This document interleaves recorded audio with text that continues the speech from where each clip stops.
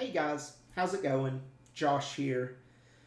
Tuning in after an absolutely, there's no other way to put it, ass whooping by Florida. We got chomped. That was a rough game.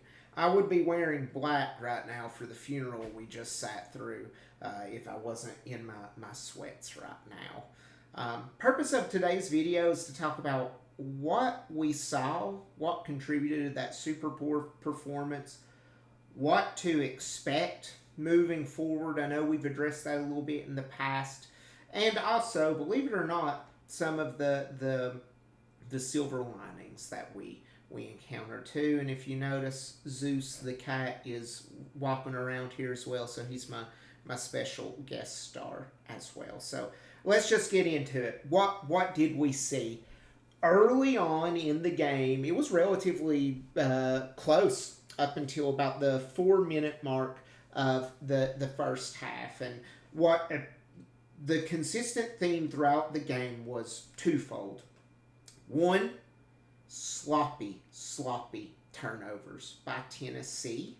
Just back-breaking, momentum shift type back-breaking turnovers by Tennessee. I want to say that the first half ended with 12, right? Couple that with Florida was relatively cold from the field, right, for a majority of the first half. So I think at one time they were like 1 of 11 from 3. If you know anything about these types of teams, unless it's Tennessee, that type of average is not going to persist. So when you keep turning the ball over and the other team keeps missing shots and the game's close and pretty neck to neck, you know that there's going to be a pretty seismic shift in momentum.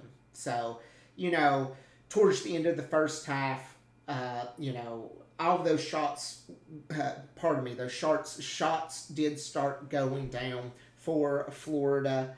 Tennessee's turnovers cost them. And something else that was really fascinating, and we'll go to the monitor here for this, is I was in a space last night discussing this, that I felt as though that the game would come down to the bigs and who could rebound better. It was mentioned on the broadcast multiple times that these were the 2 best offensive rebounding teams in the entire nation, right? So I felt as though whoever got the most offensive rebounds as well as the most rebounds in general would win this game.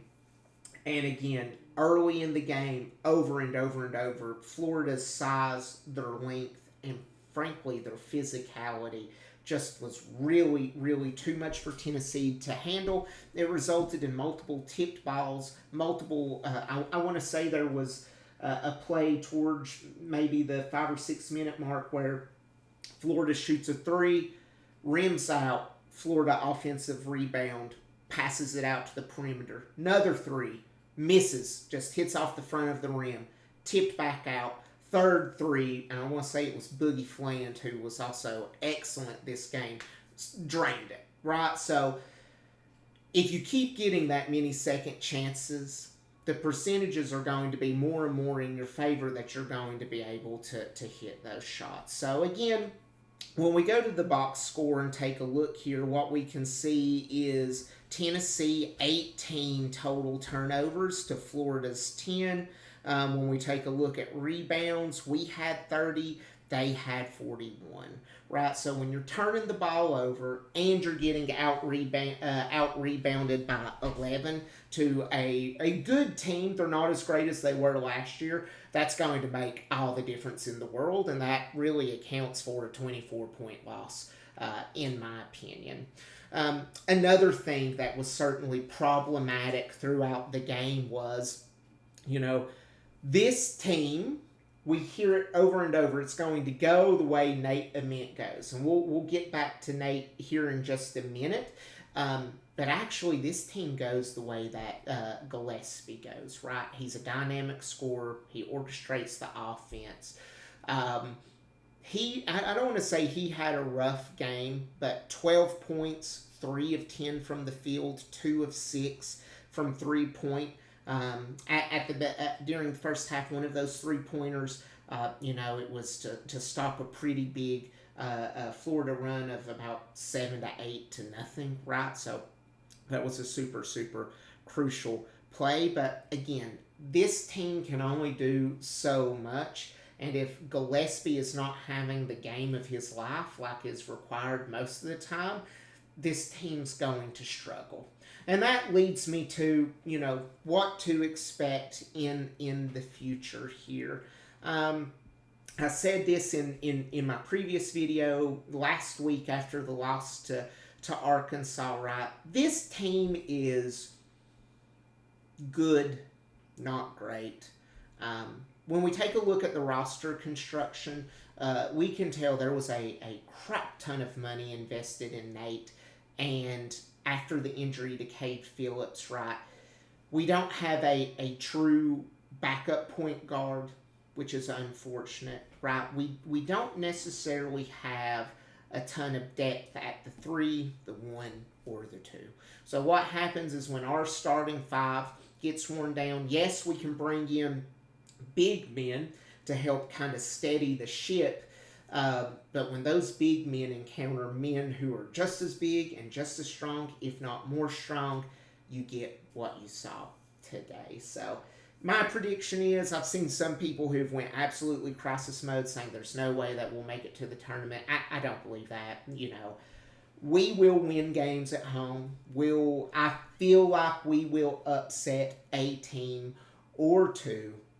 However, the tough reality of this is one of Rick Barnes's weakest teams. I would say it's probably the weakest since 2020. A lot of people forget that COVID shortened season, right? We were pretty well on track not to make the tournament, right? Certainly don't think this team is as bad as that one, but this team is certainly nowhere near as good as the last couple of years. And what it boils down to is silly mental mistakes, a lack of physicality, a lack of toughness.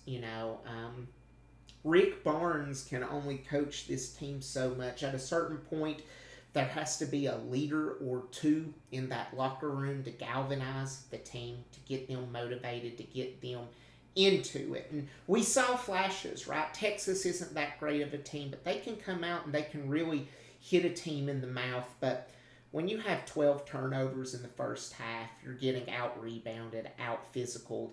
You're not going to win the game, especially against a good team on the road. So, candidly, about, 3 or 4 minutes left in the first half, I turned off the game because I knew it was over. You could just tell by the way things were swinging. I think we finished the half with a 13-point deficit and then end up losing by 24 points. So certainly some things for this team to clean up and improve as we go forward.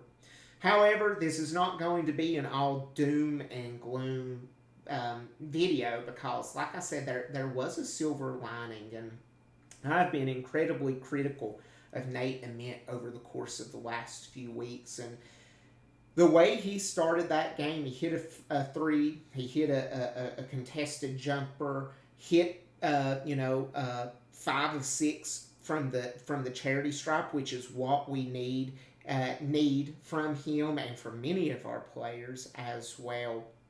Finished with 17 points. His minutes was a little reduced, I would say, purely for the fact that he got in foul trouble early, so he's got to clean that up. But all in all, compared to what we've seen over the course of the last few weeks, he was trying to cut to the basket. He was trying to draw fouls, right? He wanted that contact, and he wanted to go to the line and shoot those shots. So if we can bottle that, if he can continue growing that skill set and becoming more physically mature and more aggressive, that, in my opinion, could take us from a round of 32 team to a Sweet 16, maybe an Elite 8 team. I do not think with the way the roster's constructed today, you can hope for any more than that. I would love to be wrong.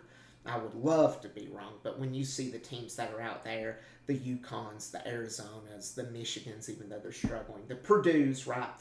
These teams are full units who mean business and who are putting in work. Tennessee's disjointed, right? We've got a lot of great pieces, but it doesn't necessarily make one amazing team. So we'll see how the remainder of the year progresses. Again, the SEC's no cakewalk. It's not the SEC of a few years ago, a decade ago, right? All teams have improved for the most part. So going on the road to a hostile environment, to the reigning national champions, it's not an easy task to undertake. You know, Tennessee could have made this game a lot closer if they would have cleaned up some of those mistakes. So we'll see what Rick Barnes and company does when they take the floor against Texas A&M this coming Tuesday night. But overall, sloppy game. Some things to clean up if we really want to make any runs as this season progresses. But two silver linings. Nate Ament coming out. Hell of a game. I was really shocked by that. I'm happy to eat crow and say I'm happy to see that. And then also, the season's early. You know, I do not want us playing our best basketball right now. I want us to be playing our best basketball when it comes to February, March, and hopefully April. So, again, appreciate you all stopping by, watching this video. Please remember, any and all engagement and support is greatly, greatly appreciated. So if you like this video, please leave a like, a comment, and subscribe. I'd love to hear your thoughts. What do you think is going to happen with Tennessee? Is this team going to make a run? Is it going to improve? Or is this the best we're going to get? As always, remember, go Vols.